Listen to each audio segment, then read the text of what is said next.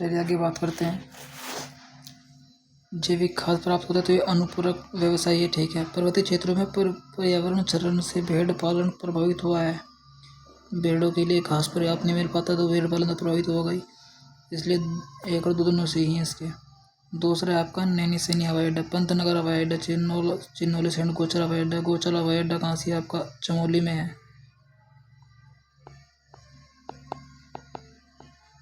तो मेरे भाई रुद्रप्रयाग में तो हवाई अड्डा ही नहीं है, सम्मिलित नहीं है, यही बताना था। नैनी सैनी आपका पिथौरागढ़ में है। चिन्यालीसोड़ उत्तरकाशी में है, सबसे छोटा हवाई अड्डा है।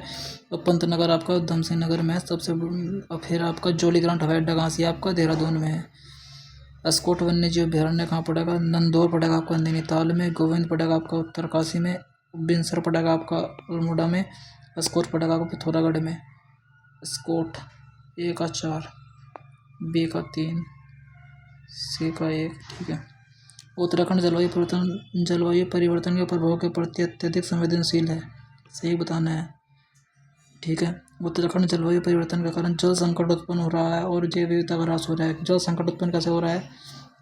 जल संकट उत्पन्न होने का मतलब है कि जो ग्लेशियर है, ग्लेशियर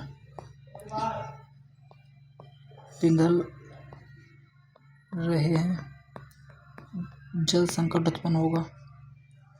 जल संकट,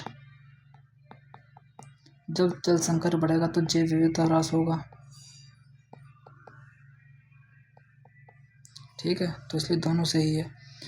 जलवायु परिवर्तन से उत्तराखंड की स्थापना 2011 में हुई थी। जलवायु परिवर्तन कार्य योजना UAPCC बनाना होता है तो राज्य के राजस्व विभाग को दिया गया है। दोनों सही नहीं है क्या?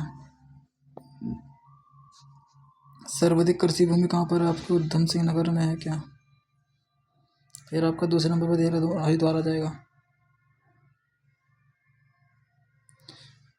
उत्तराखंड कौन सा कथन सही है? अभी कथन दूसरा कारण दिया गया। उत्तराखंड वन और जैव विविधता में समृद्ध है, ठीक है। धरातलीय बनावट जलवायु मूलतः वन और जैव विविधता का निर्धारण करती है, ये दोनों सही है, ये दोनों सही है, इसलिए तो समृद्ध है।